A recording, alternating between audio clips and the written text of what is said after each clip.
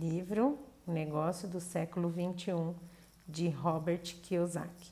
Parte 1. Assuma o controle do seu futuro. Por que você precisa ter um negócio próprio? Capítulo 1. As regras mudaram. Vivemos em tempos conturbados. Os últimos anos foram um desfile constante de medo e pânico nas manchetes, nas salas de reuniões e nas mesas de cozinhas em vários lugares do mundo. Globalização, outsourcing, downsizing, execução de hipotecas, subprime, derivativos tóxicos, esquemas de Ponzi, fiascos no mercado financeiro, recessão, uma notícia ruim após a outra. O declínio galopante do emprego remunerado é uma epidemia a qual poucos estão imunes. De executivos a gerentes de nível médio, de colarinhos brancos até colarinhos azuis, de banqueiros a funcionários do comércio, todos estão em risco. Mesmo a indústria de cuidados de higiene pessoal, que até recentemente era considerada uma zona de trabalho segura, já começou a reduzir significativamente a força de trabalho. No outono de 2008, nos Estados Unidos, um fundo de aposentadoria perdeu de repente metade do valor, ou mais. O mercado imobiliário despencou. O que as pessoas acreditavam que eram ativos sólidos, confiáveis, acabou por ser tão sólido quanto o vapor de água. A segurança no emprego não existe mais, é coisa do passado. É claro que você já sabe tudo isso, mas aqui está o que você talvez não saiba. Nada disso é realmente novo. Claro, foi preciso uma grande crise econômica para as pessoas começarem a acordar para o fato de que seus meios de sobrevivência estavam em risco. Mas sua fonte de renda não se tornaram arriscadas da noite para o dia.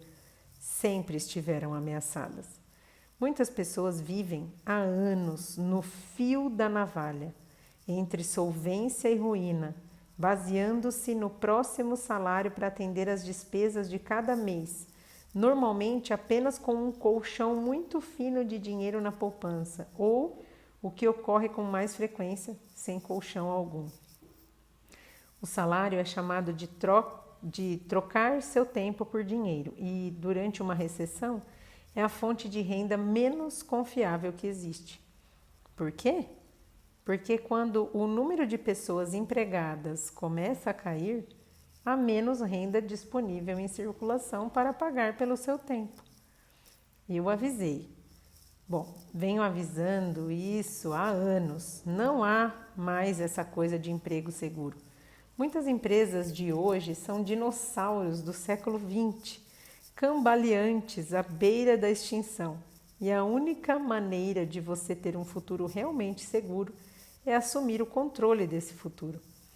Eis o que eu escrevi em 2001, em um livro intitulado The Business School for People Who Like Helping People. Em minha opinião, os Estados Unidos e muitos países ocidentais estão à beira de um desastre financeiro iminente, causado pelo fracasso do sistema educacional em oferecer um programa de educação financeira realista para os seus estudantes. Nesse mesmo ano, em uma entrevista para Nightingale Conant, eu disse: é a sua aposentadoria que você está apostando se você acredita que os fundos de investimento estarão lá para você, ou se quiser apostar a vida nos altos e baixos do mercado de ações. O que acontece se o mercado de ações subir e em seguida começar a desabar novamente, quando você estiver com 85 anos? Você não tem controle. Não estou dizendo que os fundos sejam ruins. Só estou dizendo que não são seguros e não são inteligentes. Eu não apostaria meu futuro financeiro neles. Nunca antes na história do mundo, tanta gente tem apostado a aposentadoria no mercado financeiro. Isto é insano. Você acha que a Previdência Social estará lá para cuidar de você? Então, você também acredita no Coelhinho da Páscoa. E em uma entrevista que eu concedi em março de 2005, eu disse: A principal força de um ativo papel é sua liquidez e é também sua principal fraqueza. Nós todos sabemos que haverá mais um crash do mercado que vai nos tirar de tudo de novo. Por que você compraria ativos de papel? Então, o que aconteceu? Houve outro crash do mercado e muitas pessoas ficaram sem nada. Por quê? Porque nosso modelo mental e os nossos hábitos nos aprisionam. Em 1971, a economia americana saiu do padrão ouro. A propósito, isso aconteceu sem a aprovação do Congresso. Mas o importante é que aconteceu nos Estados Unidos e em vários países do mundo. Por que isso é significativo?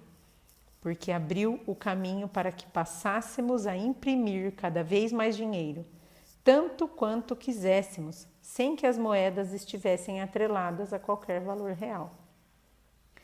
Esse afastamento da realidade abriu as portas para o maior boom econômico da história.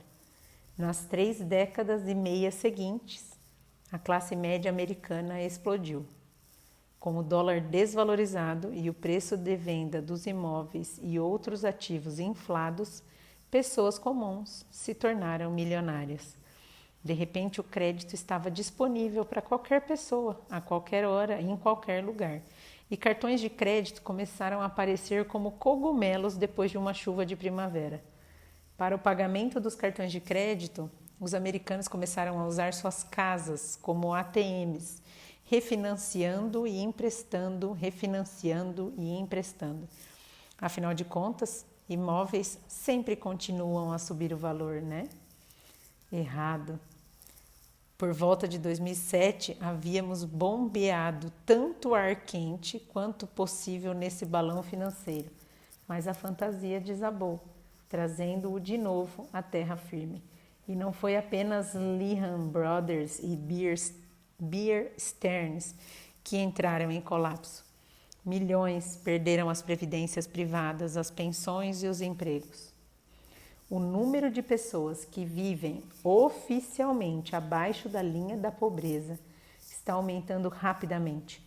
O número de pessoas que estão trabalhando além da idade de 65 anos está aumentando muito.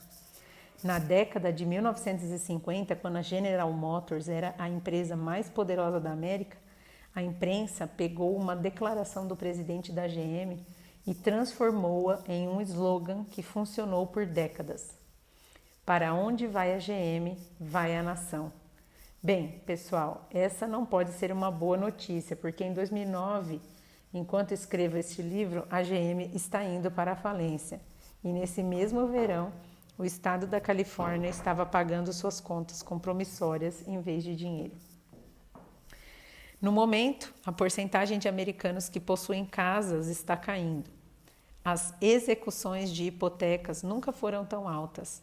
O número de famílias de classe média está caindo.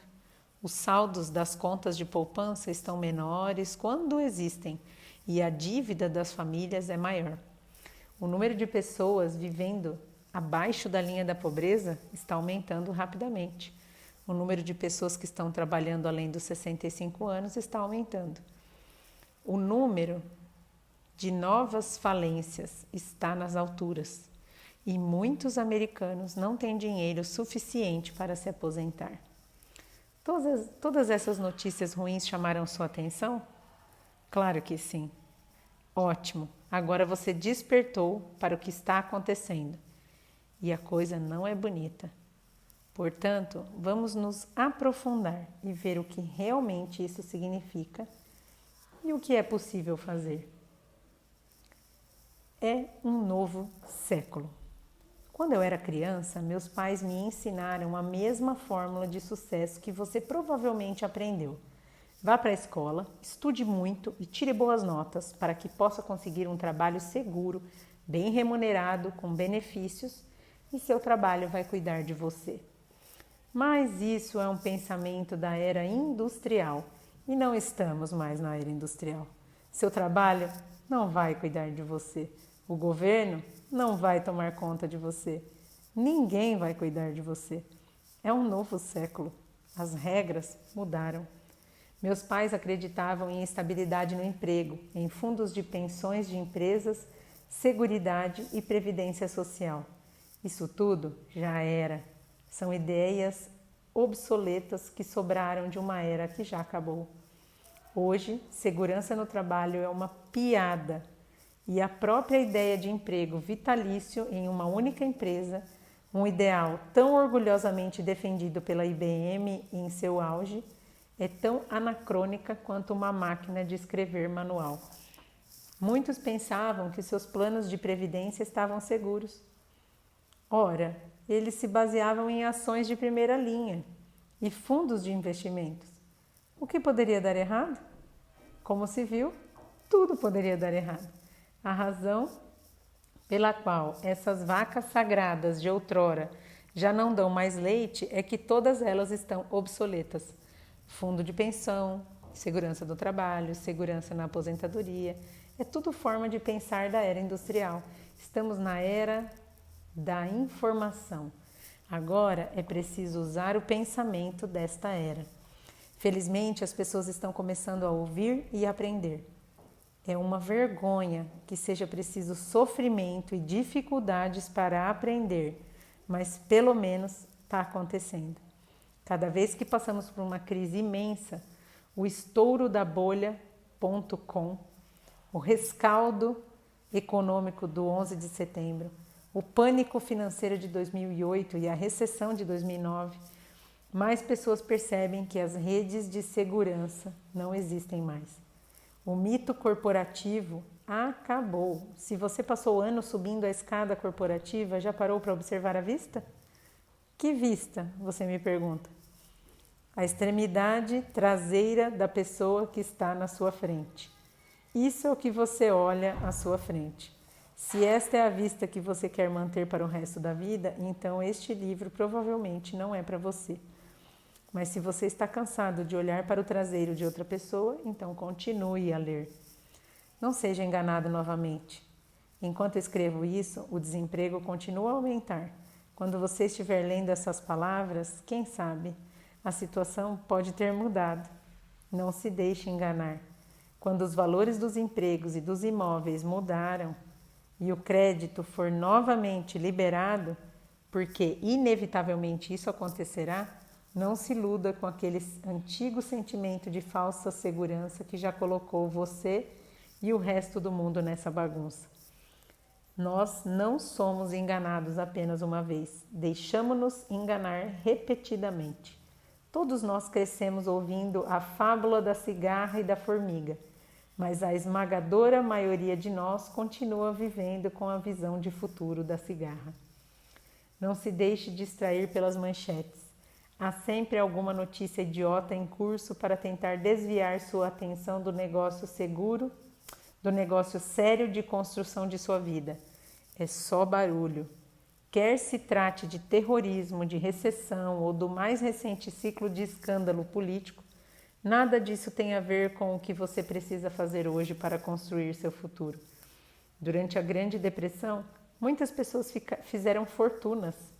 E durante os tempos de maior crescimento, como a onda imobiliária dos anos 80 nos Estados Unidos, milhões e milhões de pessoas se esqueceram de cuidar do seu futuro, ignoraram tudo que eu vou compartilhar com você neste livro e acabaram em dificuldades ou quebraram. A maioria delas, de fato, ainda está nessa situação. A economia não é a questão é você. Você está com raiva da corrupção? Você está com raiva do sistema financeiro, dos grandes bancos que deixaram isso acontecer? Do governo por não fazer o suficiente ou por fazer demais as coisas erradas?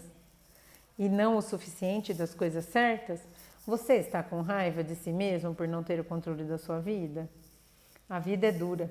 A pergunta é, o que vai fazer a respeito disso? Reclamar não vai garantir seu futuro.